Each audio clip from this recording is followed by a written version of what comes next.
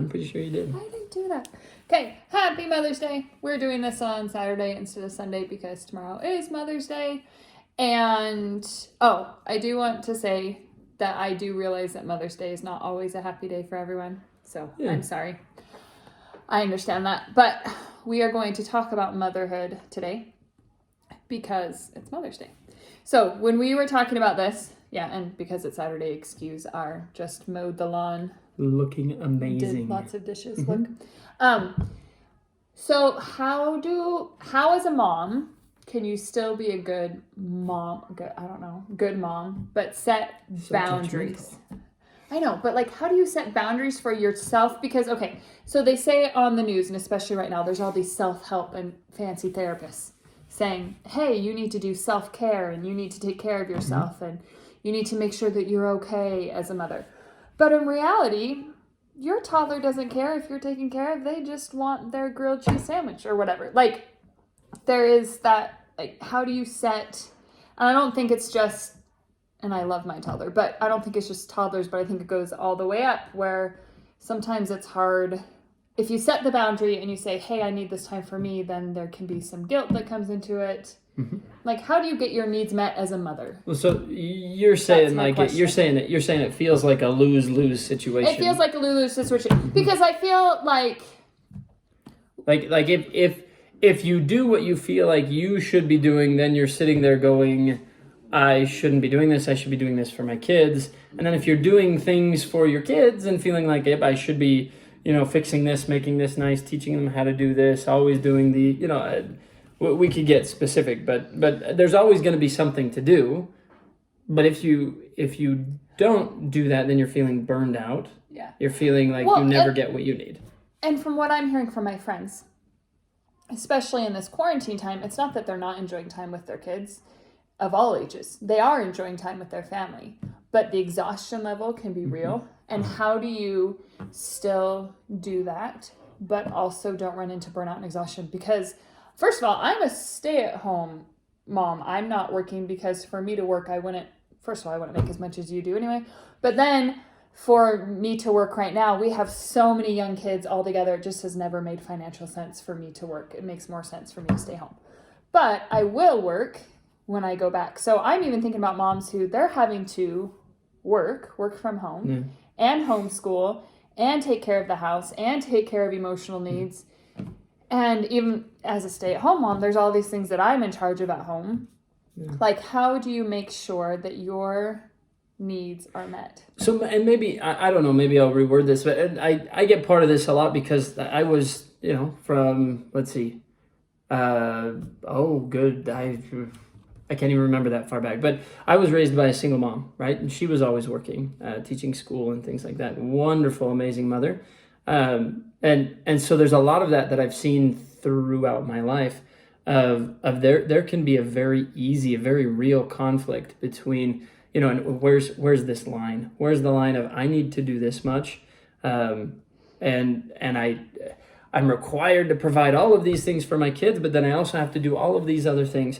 And even if you're, have a great spouse and relationship, you can still feel, and you've told me, even though I'm the most amazing spouse ever, she so is. I'm not laughing at the statement. I'm laughing at how you said it. There is still, it's very easy to feel overwhelmed, and you still feel that you're carrying the pressure, the feeling of I I should be doing this. And a lot of that's a different discussion, but a lot of that feeds off of, kind of the guilt and shame and anyways, things that can really go in there. But it kind of sounds, and I don't know if this is what we really wanted to get to, but it sounds like there's that discussion of how do I balance those expectations? How do I still feel good about the responsibilities for parenting and also get the things that like you need. Well, and it's balance expectations, but there's also real point. Like, Dan is always working, always has been, partly because you have a job that, like, when somebody calls you and they're in crisis, you can't be like, oh, we'll talk tomorrow at this time. That doesn't work when somebody is in crisis. Yeah. That's not always available. And I'm understanding of that because that's your job. However, So if I say, hey, I'm going to lower my expectations, and I was up 10 times last night with a toddler, and I'm going to take a nap today for 30 minutes after the kids do homeschool, the chances of that happening are like 0 to none. Yeah. So that's the hard part, where people are like, here's this fancy idea of, oh, you should get help, and oh, you should lay down sometimes, or oh, you should make sure you eat this food, or you should make sure that you get your exercise in. There are things that I do. My exercise is my sacred time. Yeah. And the kids know that. So I do that every day. Don't mess with mom's exercise. No, don't. Don't do it. But there's other things, I think, just for women in general. I'm not talking about myself in this conversation. I'm speaking for a lot of women in general. That there's all these things that people say, oh, you should do this and take a break. But my, not argument, but always what I've said to you is, in order for me to take a break, somebody else has to pick it up. Yeah. Like, I can't just take a break and have nobody else there to fill in, no matter what the age of your child is. No, I fully agree, and this is an issue for boundaries all over.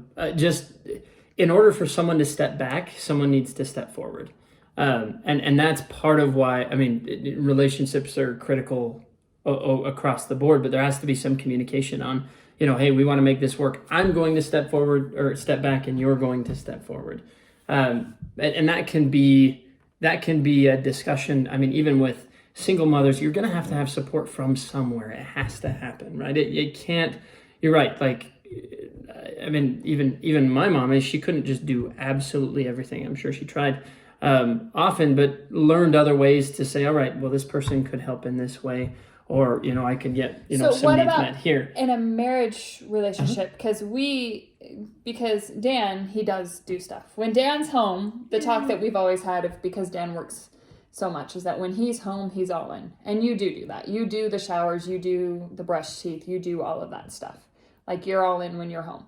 But if you have somebody who, like, you're trying to do dishes and get the kids set up for bed, and your spouse is sitting there on the couch, like, on their phone the whole time. I've never done it. Not more than a couple of times. I was corrected. That makes me sound like a horrible person. No, she's amazing. But I'm saying, like, so what do you do in Yeah. that situation? And they're not getting it. They're like, what? Yeah. Like, I don't understand. And you're like, how do you not understand? Like, so how do you approach relationships and saying, hey, I need help. I'm exhausted. And it's not that everything's horrible and bad. Everything could be going great. Homeschool could be going great. The kids could be perfectly happy, but the exhaustion can still be there. When I think of it this way, there's a couple of different ways to put this, but you mentioned this before when you're saying, like, look, it takes what it takes. You can't just take a step back and say, good luck, kids. That's not going to work. Hope you figure it out on your own. It's not the pioneer days, but like this, it's going to take certain things as a parent. It's a very real pressure and stress at times to say, look, I am the adult in their life. It is my responsibility. And in this case, it's our responsibility, and we have to shoulder that together. But to say, like, they are going to need things done for them, given to them, provided for them that they can't do for themselves. And that's one place to start, to look at the reality of what is that line? What are the things that they absolutely need that they cannot do for themselves? Now, throw in really quick, children and teenagers are great at accepting whatever you will give them. There's not a point where they're going to say, oh, wait, no, don't do that for me. I can do it for myself. So that's why it's really important for parents to recognize and look at it and be aware, so that you're able to say, I know you can do that, and I'm going to help you do that. I'm support you and teach you in doing that, but I don't have to do it all by myself. Anyways, putting that all together, it is critical to be able to sit down, like in that example you were talking about, if, a spouse, a supporter, whoever, like, it's like, hey, we're doing this together. You have to be able to say, like, here's where I'm at. It's as simple as an I feel statement sort of a thing, but I'm feeling exhausted and burned out with this. When you're sitting on the couch doing this, and maybe they're going to explain, well, I was doing this other thing and this is really important. Great. I need your help. Like, and that's you can't shoulder a load together without having that sort of a communication, right? So it's first starting with, here's where the line is. I know I need to provide these things. This needs to be there. As parents, we need to do these things for the kids. They're not going to just, get tucked into bed and do all that stuff all by themselves. So we got to be all in, say, yep, let's do this together. And it's communicate, like talking about that together. And obviously, yeah, I mean, that's not going to be perfect. And I have the best focus ever. So you may be saying it's time to get them ready for bed, and I'm already searching through what's a good bedtime story, and you're like, that's further down the road, and but it's those simple conversations that's like, all right, we're back on track, and I have to be aware, and supporters and spouses, and how you have to be more aware of are we doing this together? Are we, am I supporting? Am I a part of this?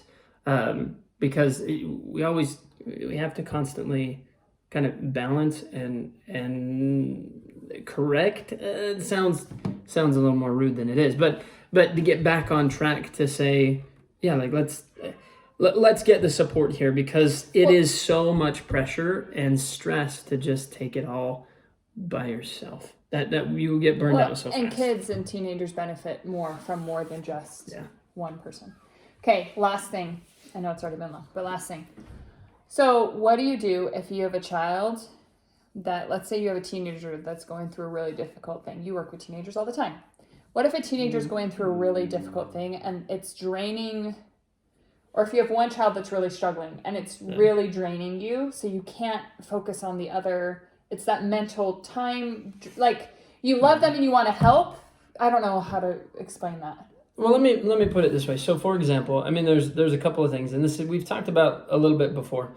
There is a line. There's a line when you're talking about things like burnout, and when you're talking about like critical items like safety. When you're talking about critical items like elements of life where I'm in kind of a scary place, whether that's thinking of, self-harm and all kinds of significant pain and stress and overwhelm turns into that, and it can do it quickly. So that's where there has to be awareness and talking with your mental health professional.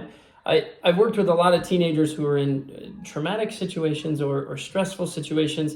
They have a lot of things going on themselves, but then because parents are trying to support and help, it can almost be, and this is a different discussion, but it becomes almost like secondary trauma where it's upsetting, it's difficult, you're trying to jump in and help, and you see what they're going through, and that's a really important time to get help themselves, right? So where you say, there's more than you can handle just by yourself. That's when to get into therapy and get involved and talk it through and help start to realize other ways that, like we say, like significant stress, burnout, traumatic experiences, all these other sorts of things create a situation that's not, let me word this right, but it's not necessarily someone's fault. It's not, the teenager messed up or you're a bad parent or whatever. That's not necessarily the situation. Life can be very painful and difficult just on its own, but it's being able to look at it and say, okay, this is more than I can be responsible for and care for all for myself. And therapy can help you put that in a position where reworking, even just the life, your life system, how you're finding supports, how you're working with your internal belief systems, how you're, redirecting your thoughts, but it gets you in a position where it's more supportive. So for burnout in general, what we're coming down to is asking for help, getting help, whether it's therapy, whether it's spouse, whether it's other people, it's communicating that need for help. Well, we talked about it. It was a little bit with the mousetrap stuff last week. There is a point that the more that the pain, the burnout, it does push us to lean back. It pushes us to you want to almost like hide in that little hole of just it's painful and dark, and there's a piece of it that even just to be able to start, that lean forward, finding a support to say, hey, I need something. Well, and it may be therapy and it may be simple, and I'll end on this simple. So, Dan, one thing he has always done when we've had little kids, because of his work schedule, we started doing this years ago, because of his work schedule, and then because at church, I also am with young kids. Dan every single Sunday takes the kids for an hour or two without fail, every single Sunday. So I know no matter how crazy the week is, no matter how much I'm doing things alone during the week, that come Sunday, I have an hour break to read or do whatever and breathe. And that has been awesome. So something as simple as an hour a week just to breathe and regroup, it makes me a better mom. And that's a simple thing that you've done to help. So help can be simple and it can be greater depending on the situation. But I hope this was helpful. This is conversation. Again, this is one that we would have had whether we filmed it or not. But happy Mother's Day. I hope you do get some time for some self-care and some good boundaries. Go find our kiddos. Yeah, I'm overwhelmed sometimes just thinking through. There are so many things that I think society as a whole, a lot of stress and a lot of pressures that we put on mothers, just a lot of expectations. I mean this very, very heartfelt. I am so impressed with, there's so many stories, there's so many situations where, people make it through because of good mothers. And I mean that for everyone out there, stay safe through all of this, and love those supports and people around you. So take care of yourselves.